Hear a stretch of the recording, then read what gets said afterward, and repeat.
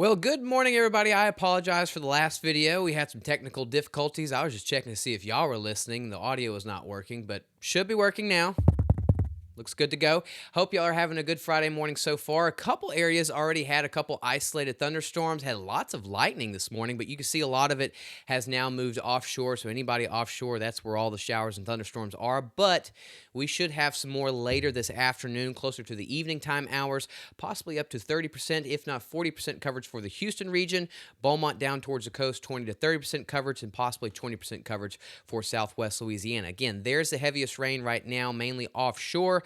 But we've got a weak frontal boundary just towards our north, which should give us some more showers and thunderstorms later today. I wish the coverage was better, but still, beggars can't be choosers. Again, there's that weak frontal boundary just towards the north. It's going to help give us a little bit more showers later on this afternoon, a couple isolated thunderstorms. That's what we'll watch for.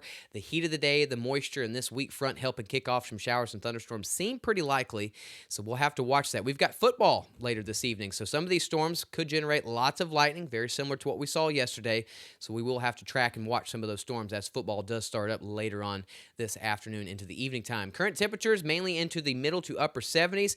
Closer you get to the I-10 corridor down towards the coast, they're into the low 80s already, thanks to a sponsor of Silsby Ford. We're going to continue warming up quickly throughout the day. Majority of the region, low to mid 90s, but you can still find some upper 90s across the region. We do have a chance for some showers and thunderstorms. It's not high, just 20 to 30% coverage, possibly 40% coverage for the Houston side, but at least we do have something better than nothing because we are definitely still continuing that flash drought, thanks to Modern Concrete letting us know what's going on. Tropical Storm Dolly looked better yesterday. Today, not looking too good. Dolly is having a very hard time dealing with some dry air, and by the time it gets into really Saturday and Sunday, as it gets closer to the northern half of the Leeward Islands, some really strong wind shear is in this region, so it looks to shred Dolly really to pieces. We'll continue to keep watching this. Right now, the National Hurricane Center says this will likely fall apart quickly. This will not be a tropical storm by the end of the weekend, so this should be the end of Dolly. We will continue to keep watching this because something I said for a good while now, if Dolly was to try to survive, it has to get closer to the Bahamas by really the middle to end of next week. This is where conditions are a little bit more favorable, less wind shear, less dry air, but it has to survive this weekend, which is going to have a really hard time. It's having a hard time now. This weekend's going to have some really strong wind shear. I'm not too concerned for this for the Gulf at all. We'll continue to keep watching this. If it's going to try to do anything, I believe it has to get into this general region. If it continues going westward, that land interaction is going to give it a really, really hard time. So that's really kind of the latest with Dolly. You look at the Futurecast models, looks to bring some much-needed rain to the islands. They don't need any flooding, and unfortunately, they might see some of that. Hopefully, it'll be more so isolated, but they really are begging and praying for some rain over there in the islands and continue to go further westward. This really looks to be the biggest impacts from Dolly. Right now, the area high pressure looks to kind of, if Dolly does, continue to keep weakening, this will continue going westward. In fact, getting into the Gulf, but at that point, it shouldn't have really anything left. We'll keep watching this, but again, if it wants to stay organized and be organized, it's got to go more into the southwest Atlantic, closer to the Bahamas, middle to end of next week. But as of right now, a lot of model data is really not picking this thing up at all. It's going to have a hard time surviving the wind shear. Right now, we're still tracking the area high pressure. That's what's been dominating our weather the last couple of weeks. Thanks to Switch Electric, we can finally see that area high pressure is on the move. By this weekend, it's really over the Lone Star State.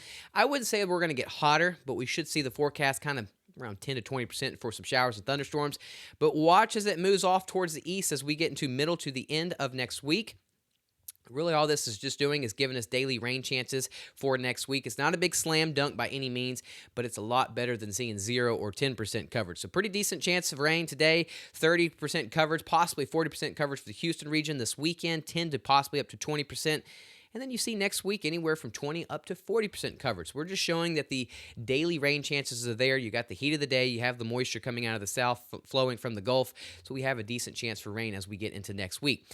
Right now, as we look this morning, let me move my head out of the way. You see, it should be mostly quiet this morning. It's not until the afternoon. Temperatures get into the 90s. We got the moisture. That weak frontal boundaries towards the north should kick off some showers and thunderstorms. Maybe the coverage is a little too high on this model, but I think it does a pretty decent job showing at least 30% coverage for our general region.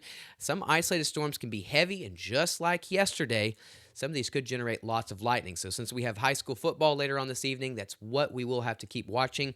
I think, what do they do, like a 15 or 30-minute delay on the lightning? It's got to get out of the region. So we probably could have some of that being somewhat of a nuisance later on this evening. That's what we will watch. But as of right now, not too big of a concern for majority of the games. It's just going to be some of these isolated ones that we do have to watch for. And then late tonight, we lose the daytime heating, we lose the storms. Again, going to get into pretty much the middle to some areas getting into the upper 90s. You got 20 to 30% coverage of rain for the southeast Texas region from Jasper, Beaumont down towards the coast, 10 to 20% coverage for southwest Louisiana, and then possibly a better coverage towards Houston, 30 to possibly up to 40% coverage thanks to Silsbee Ford. And then all the UIL sports and outdoors. This is the wet bulb globe temperature for today. The further north that you go, you can find some low 90s, but the majority of the region pretty much into the upper 80s, down towards the coast into the upper or middle to upper 80s. And then overnight tonight, still going to be what we see this time of year, warm, muggy, and sticky because we got the humidity here pretty much into the middle to upper 70s, several areas closer to the coast into the low to almost mid 80s. And then here we are for southeast Texas. We're still hot, especially this weekend, I guess you could say. We're not seeing those 100-degree marks no more. But at least we're starting to see some daily rain chances, especially as we get into next week. Do have a pretty decent chance today. I wish the coverage was higher, but hey, beggars can't be choosers, right? And then here we are for southwest Louisiana. Notice a couple days ago, we were in the upper 90s, 100-degree mark. We're not seeing that anymore, and we are seeing a better chance of rain as we get into next week as that area of high pressure continues to slowly move towards the northeast, giving us a little bit better flow of the moisture coming out of the Gulf. So here we are this afternoon. It is going to be another hot one down towards the coast, upper 80s to low 90s, I-10 corridor, pretty much in the low to mid 80s. You can find some upper 80s. I wish it was the 80s. Low to mid 90s. And then as you go towards Houston, Conroe, and the further you go inland, you can find some upper 90s again. At least 30% coverage for southeast Texas, possibly a little bit better towards Houston. And then the Louisiana side will be around 10 to 20% coverage. So y'all have a wonderful Friday. Stay cool. Please go download our free Gulf Coast Weather Solutions app.